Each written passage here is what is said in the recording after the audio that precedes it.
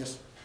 The only cost-saving tactics that I heard you talk about dealt with going after state employees and teachers. What strategies would you implement as governor to increase revenue in the state government? Well, I think your question really is about economic and business development. The state runs on withholding taxes and sales taxes. And after that, you can let your voice drop, because there are many other taxes, but they're small by comparison. And the reason we're in such trouble right now is because people aren't being employed, therefore there's no withholding taxes, fewer withholding taxes coming in, and people don't have any money in their pockets, so they're not buying building materials, they're not buying new cars, and so the sales tax is not coming in. So revenues have collapsed. To bring that back, you need to bring the economy back. And unfortunately, for one state, it's very hard for one state to act alone, but there are things it can do. I would do three things. One, I think we need to reduce the capital gains tax on investments in Maine. Right now it's at 8.5%. There will be a bill on the ballot on June 8th that would reduce it to 6.5% or 6 5/8, depending on the bracket, but reduce the capital gains tax and the highest income tax bracket by those amounts. That's a significant change to the Maine tax code, and it needs to happen, regardless of what it costs to do it.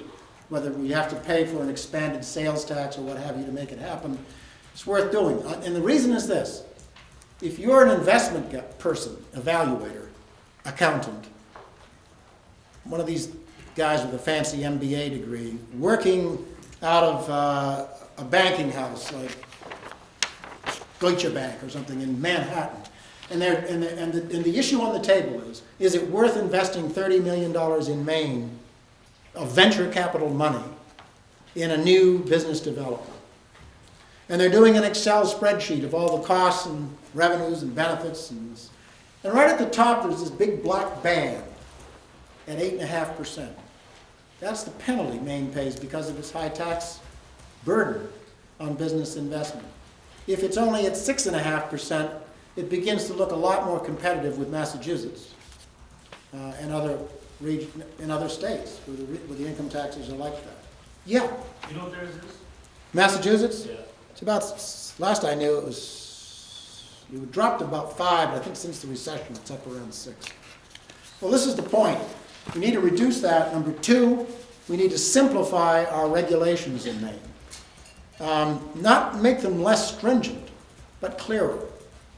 I want to come back to that in a minute because that's an important topic all by itself. But the third thing I would like to do to improve the business climate is to set up what they call a fund of funds, which has been used in about a dozen other states, to use a state-backed guarantee behind a large fund of money, something like $100 million, money that might be borrowed on favorable terms from the state pension system, and deploy that money, invest that money in dozens of venture capital investments with one major set of stipulations, and that is that the venture capital funds have to be investing their money in something that has a connection to the Maine economy.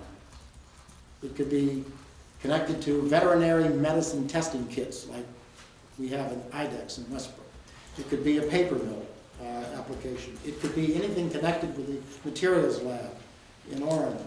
It could be anything that produces jobs in Maine, boat building. But there would be wide flexibility for the investment, but the money would have to be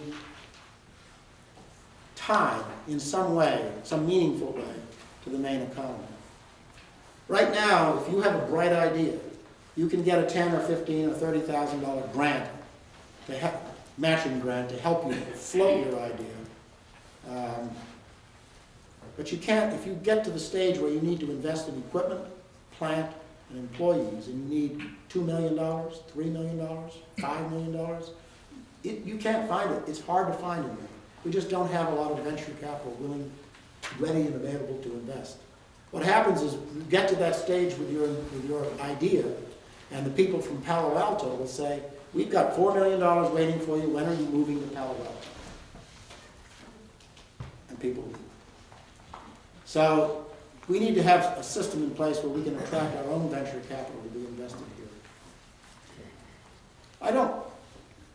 There's a lot of, one of the things I have been talking about lately is the tendency that I've noticed very distinctly for environmental regulation and regulations generally to be adopted that are almost intentionally vague. The legislature oftentimes can't make up its mind, partly because it's a victim of terminus.